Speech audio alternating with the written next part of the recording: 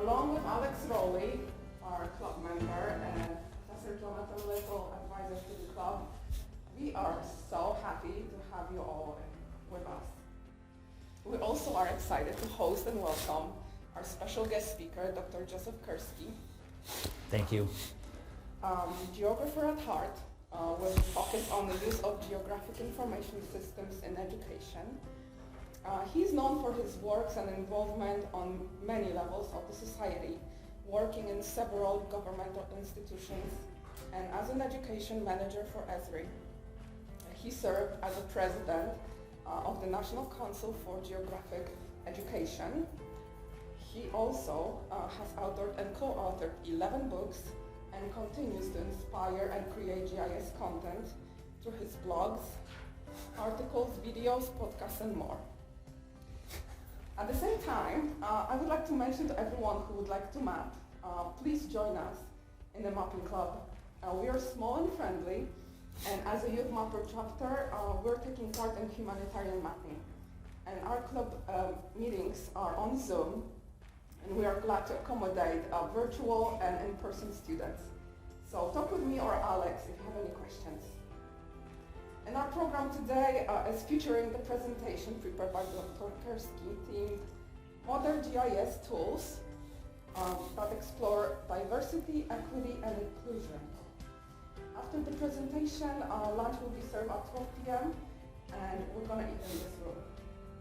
And at around 1 p.m. we would like to go to room 1101, which is on the first level. And we're going to participate there in the workshop, themed strategies on finding data. And at the end, all can have a chance to extend further discussion by asking questions to Dr. Kursky. So please, give a warm welcome to Dr. Joseph Kursky. Oh, Milena, you're so nice. Many thanks. Well, greetings all. So happy to be with you. There's so much geo happening here on campus that I've wanted to come here for quite some time. Professor Howard and I were together in Gettysburg back in August. Eat, Sleep, and Breathe GIS Institute there. What a great place to teach and learn. And we said, wouldn't it be great if for GIS Day, when I'm already scheduled to come over here to New York from Colorado, where I hang out most of the time at the 105th Meridian, a little bit west of here, a little bit south of here, along the 39th parallel, that I could connect that visit with coming to see you all y'all, ustedes, vous, tú. And so we made it happen. Thanks to Professor Howard for getting it all organized, and Milena and Alex and everybody that I've met so far. It's been a joy. So I'm looking forward to further conversation. That was very kind of you for the remarks, Milena, but seriously, let's have a dialogue. I'm, like you all, lifelong learner, want to learn from your, not just success stories, but what are your challenges, in implementing geospatial technology in the library, in your own discipline, in your own future pathway. What are the challenges? What are the benefits? And how can we blaze forward? And I've known Professor Little here for, quite some time. And again, folks, thanks so much for having me. I was asked by a couple of your faculty colleagues to talk about this issue right here. And I love this photo here that I took at Kansas State University. Can I say Kansas here in New York? It's a good place. It's a couple states to the southwest of here.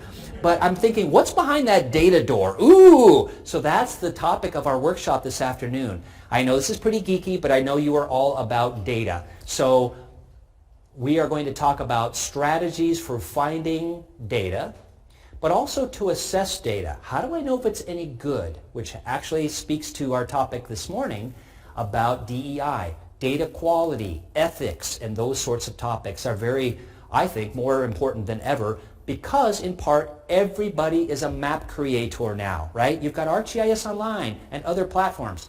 You're not just data consumers. You're not just map consumers anymore. It's not just the USGSs, where I worked from basically the late Cretaceous to the Holocene for a long period of time. It's not just the Census Bureau, where I worked from the Devonian to the Jurassic for a period of time. It's not just those agencies and not just the Rand McNally's and the National Geographics of the world creating data. All of you are data creators. So that has huge implications for data quality. And assessing the quality will be a part of our workshop this afternoon. And along with that, it is also about some of these ethical issues that we'll raise this morning. But we're going to do it in a hands-on mode, right? Because doing it is much more powerful in a GIS environment than just learning about it, just hearing about it, correct? So we're going to actually do some hands-on work in some sort of lab where you've got a device in front of you. And you may have a device here. This whole thing is a story map. So if you don't have a life outside of geospatial technology, you can actually dip into some of these resources that I've got shared. You might say, well, Joseph, where do you have this shared? Inside my josephkursky.com, greetings, welcome, website, which basically my mom and I look at. You know, nobody else looks at this website, but if you want to, you can take a look at josephkursky.com, and on the top there I've got the presentations for this week, including your awesome micro-credential innovation article that we featured in ARC News. Congrats. We love to brag about innovative instructors, wonderful students like you have right here at MCC. So that's the first link there. And then this Teaching Equity with GIS, that is actually the presentation story map, as you'll see, storymaps.arcgis.com, that I'm going through right now. How many of you have made a story map? A web mapping application. So it lives online, multimedia. We'll talk more about why and how and what people have done with story maps. How many of you have made any other web mapping application? An instant app, a dashboard, something else in the ArcGIS platform or in other platforms? Okay, very cool.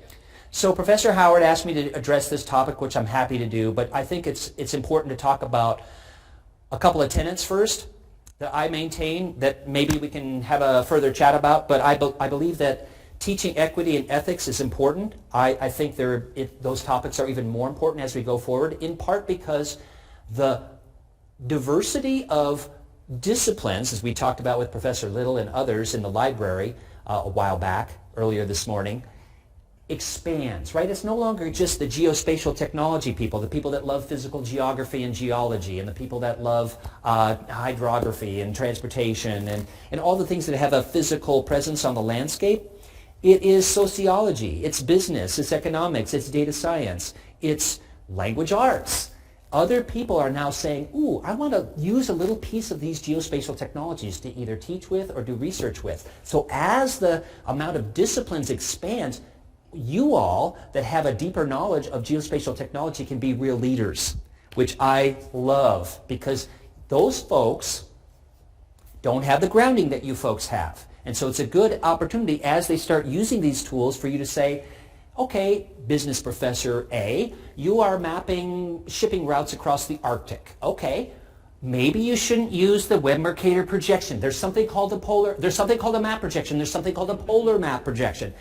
Maybe you folks that are now interested in mapping soils and you've never touched GIS before, maybe you shouldn't use that rainbow color scheme. Is red more rich in soil moisture than blue, or is orange? No, don't use that color red. Use something else. So see, there's a couple of examples for you saying, you're sprinkling your geo-wisdom to those other people that want to use these tools, but they don't have time to take the wonderful array of geospatial related courses at MCC or wherever else they happen to be teaching or doing research. So I think that these topics are going to be ever more important. And again, not just because of the spreading of geospatial technologies to other disciplines, but also as society becomes aware of, maps are powerful means of communication.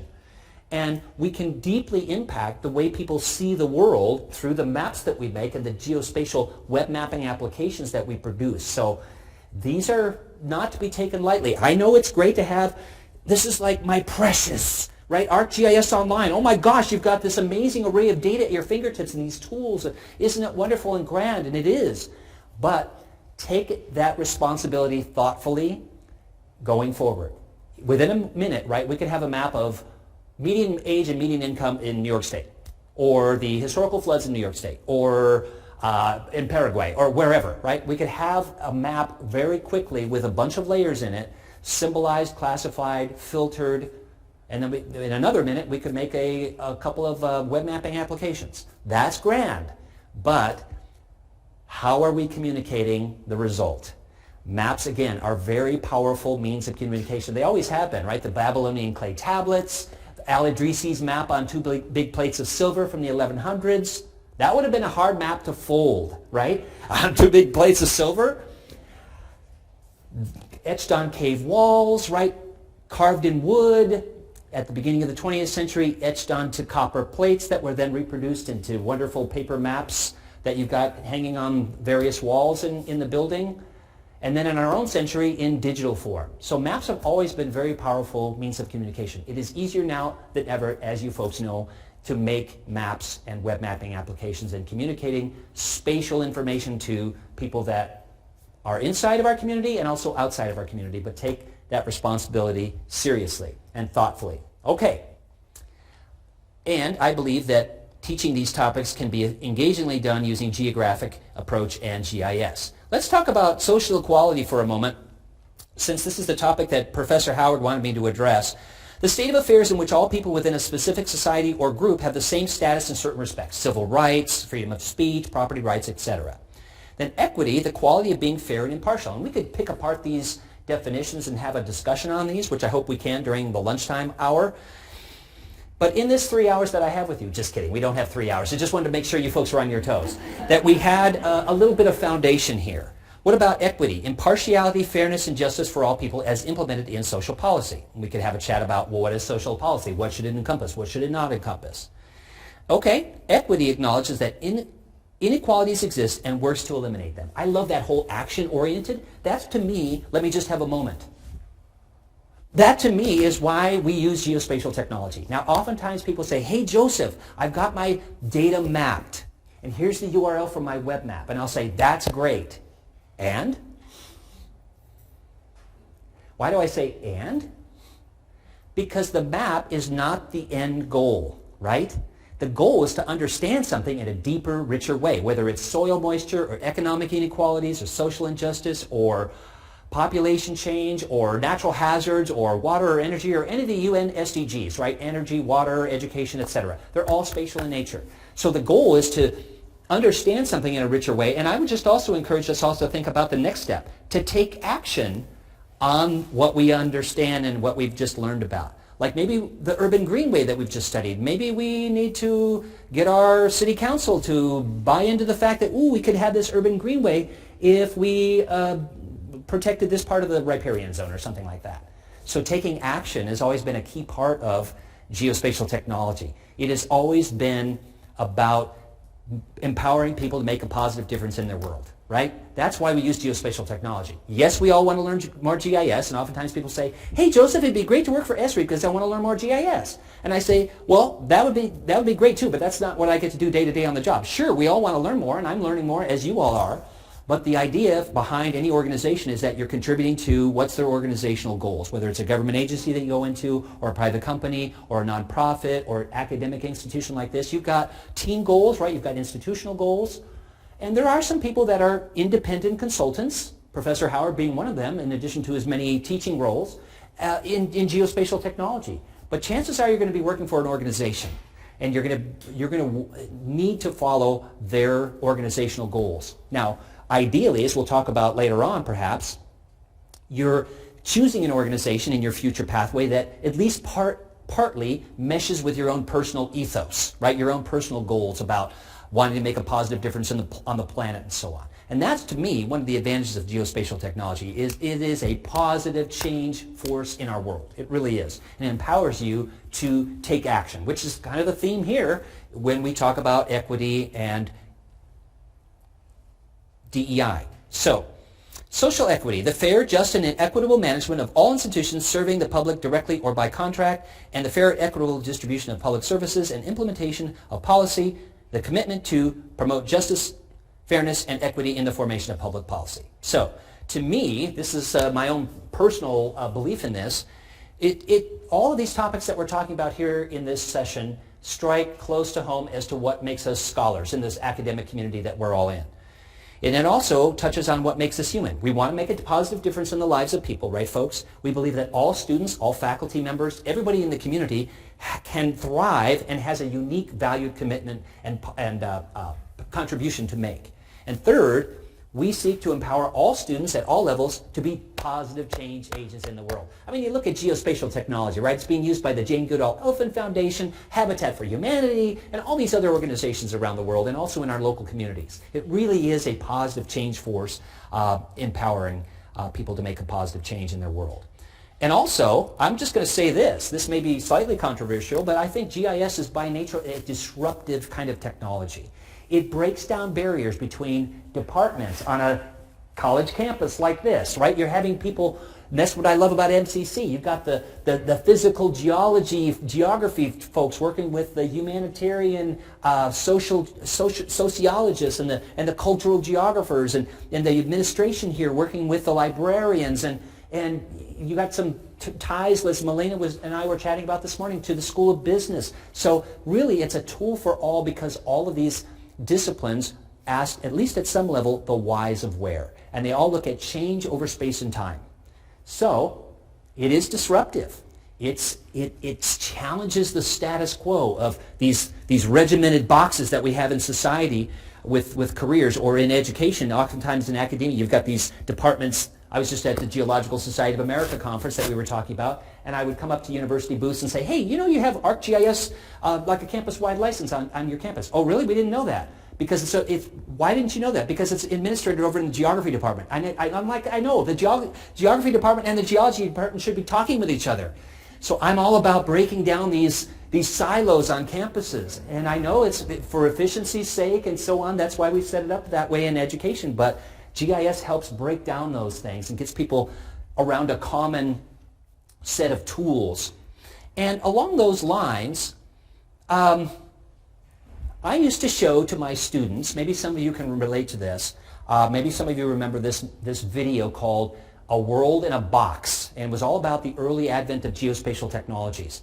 And I used to show this video of the following scenario. It was the spotted owl controversy in the 1990s, somewhat today as well, in the Pacific Northwest. And the beginning of the video was extremely difficult to watch because it was literally people throwing themselves in front of logging trucks and protesting and so on.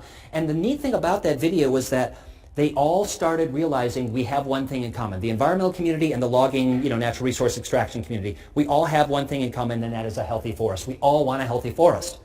And so about 20 minutes into the video, they're all around their maps and their GIS screens and their data. Okay, how can we work together? To me, okay, they weren't suddenly singing John Denver songs, with a guitar. By the way, that was a musician from Colorado. Well, lived in Colorado. But the point is, they didn't start hugging and stuff. But at least they were not, coming to blows. They were actually in the same room having a civil conversation. And so geospatial brought that community together. Didn't solve all their problems, but started them on the road to, okay, what do we have in common? And I just love that story.